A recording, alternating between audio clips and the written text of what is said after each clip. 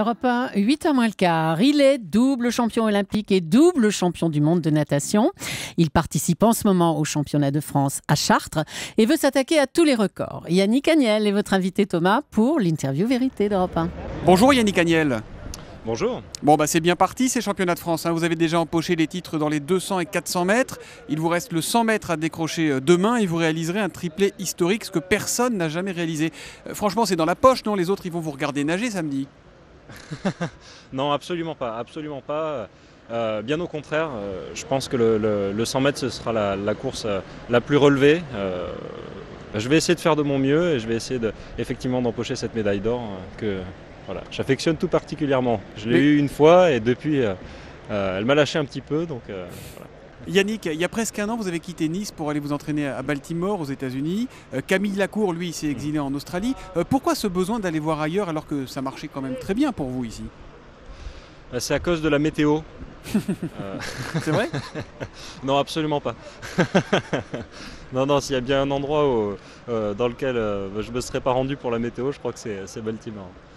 C'était important pour moi parce que j'étais arrivé au terme d'une aventure niçoise et j'avais besoin de raviver la flamme et de trouver d'autres choses. Et bien, ça a été le cas sur Baltimore. Je pense que jusqu'à preuve du contraire, ça se passe super bien, quoi. On a l'impression qu'il existe vraiment un lien particulier entre le nageur et son entraîneur. C'est souvent fusionnel au début, et presque une histoire d'amour qui se termine mal en général. On l'a vu entre Manodou et Philippe Lucas, entre vous et Fabrice Pellerin qui était votre entraîneur à Nice avec qui vous avez tout partagé. Comment ça s'explique? C'est une vie de couple, la vie d'entraîneur-nageur? Ouais, il y a un peu de ça, mais on va dire que voilà, il y a l'amour en moins. L'amour en moins et probablement le respect en plus. Je dirais pas que toutes les histoires en général se terminent mal concernant les entraîneurs et les entraînés, bien au contraire. Je pense qu'on parle beaucoup plus et qu'on fait beaucoup plus attention à celles qui se terminent mal que celles qui se terminent bien. Votre nouvel entraîneur, c'est pas n'importe qui, il s'appelle Bob Bowman. C'est lui qui a repéré Michael Phelps, 22 médailles aux Jeux Olympiques dont 18 en or. C'est quoi son secret à Bowman pour vous faire nager tous beaucoup plus vite encore? Comment il s'y prend? Ça, je pense que c'est secret défense. Mais vous, il y a quelque chose qui a changé dans votre façon de vous entraîner, de vous préparer?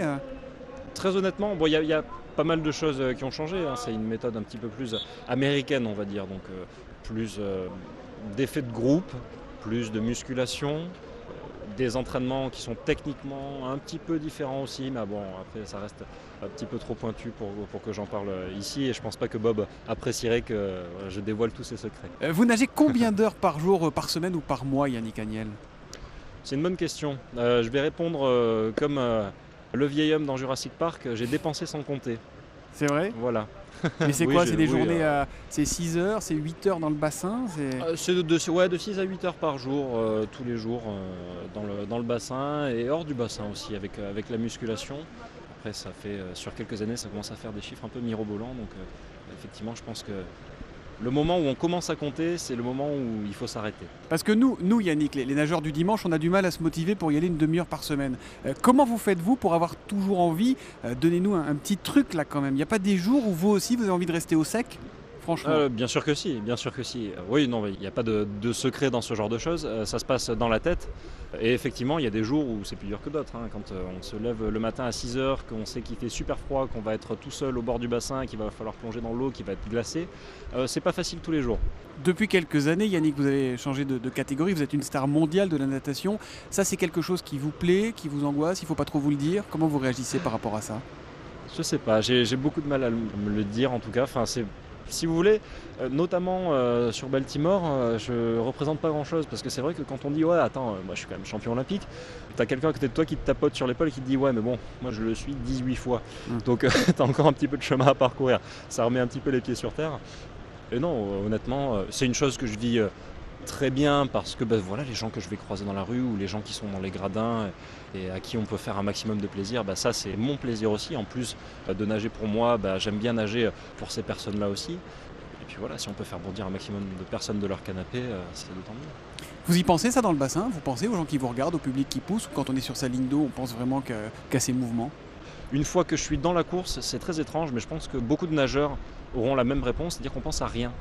On pense à rien tellement on est presque en méditation, focalisé sur notre course et si vous voulez, on a tellement répété ces gammes qu'après, c'est comme le pianiste qui va arriver en concert et qui va jouer son concert. Bon, il va juste prendre du plaisir à la limite, mais c'est tout ce qu'il va faire. Il va pas penser, bon, à quelle heure je vais manger ce soir et est-ce qu'il y aura du rôti, tu vois, plat de résistance, quoi. Dernière question, Yannick Agnel. Il paraît que sur les fiches de rentrée scolaire au lycée, vous écriviez souvent « ministre des Sports » en face de la case « profession souhaitée ».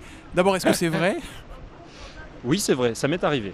Et- Ça m'est arrivé quelques fois et effectivement, j'ai toujours apprécié l'organisation et la politique avec un grand P. C'est-à-dire qu'il y a un truc qui m'intéresse absolument pas, c'est la politique politicienne. Mhm.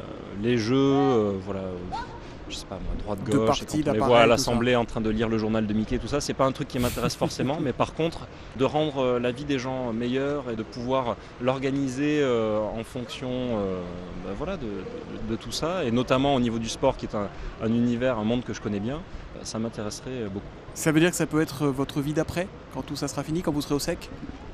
Pourquoi pas, mais honnêtement, c'est assez loin et je vais faire les choses étape par étape. D'abord, je vais essayer de bien nager et puis on verra ensuite. Bon, bah écoutez, on vous laisse comme programme politique déjà d'aller chercher cette médaille d'or demain sur le 100 mètres pour ce triplé historique. Merci Yannick Agnel, on entendait le clapotis de l'eau parce que vous êtes déjà à la piscine de Chartres. Merci également à Corinne Boulou Absolument. pour la réalisation de ce duplex. Merci, bonne journée et bonne chance alors. Merci beaucoup. Au revoir.